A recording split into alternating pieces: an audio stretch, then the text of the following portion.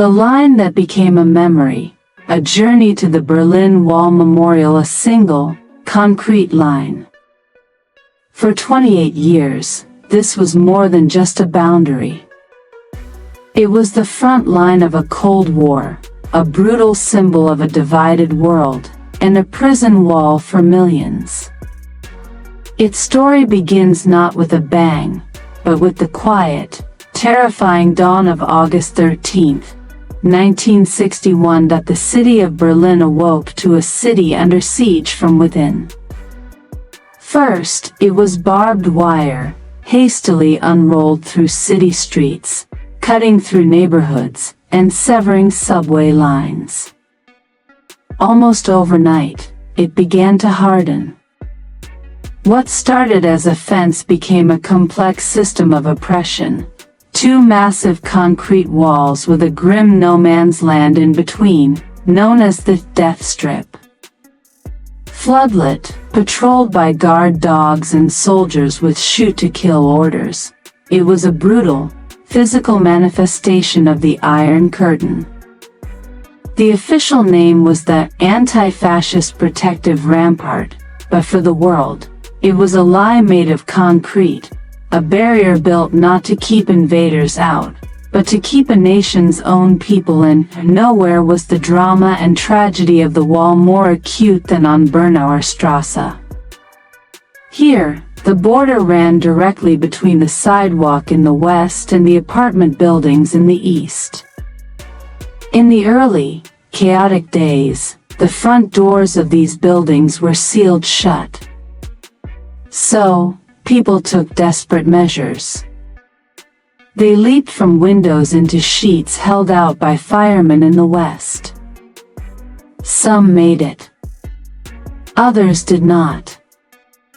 One of the most iconic images of the Cold War was born here, a young East German soldier, Konrad Schumann, making a breathtaking leap over the barbed wire to freedom. But as the wall became more sophisticated, so did the escapes, and so did the tragedies. Tunnels were dug, cars were modified, and homemade hot air balloons were launched under cover of darkness. But for at least 140 people, the price of freedom was their life. They were shot, they drowned, they fell, their stories forever etched into this ground. Today, Bernauer Strasse is no longer a frontier of fear, but a landscape of memory.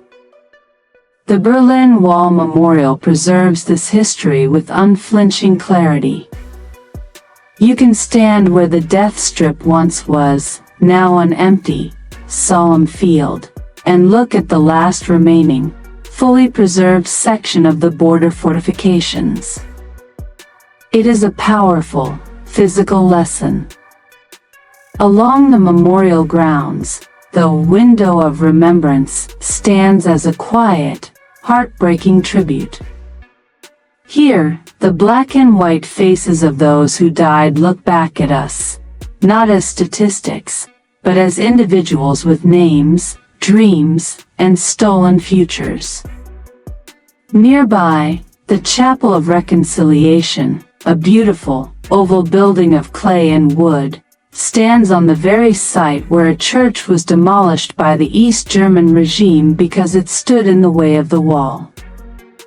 It is a profound symbol of loss, but also of hope and healing, and then, with a stunning suddenness that shook the world, it was over. On November 9, 1989, after weeks of popular protest, the gates were opened.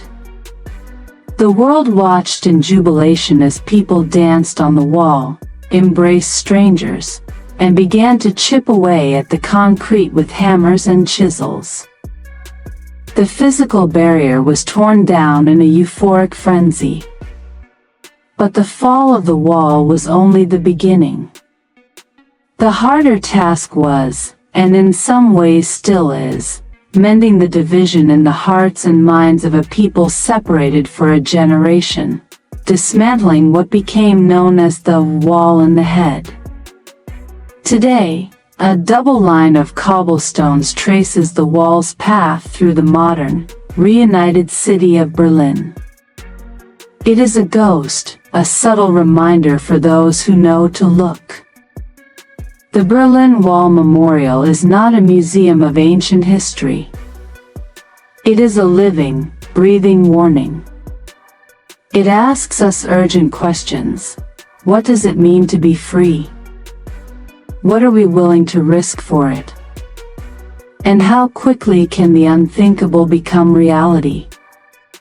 It stands as a promise to the victims that they will not be forgotten, and a lesson to us all that no wall, no matter how high, can forever crush the human spirit's instinct to be freed. In the end, this line of memory teaches us that while walls can be built, they can also be torn down.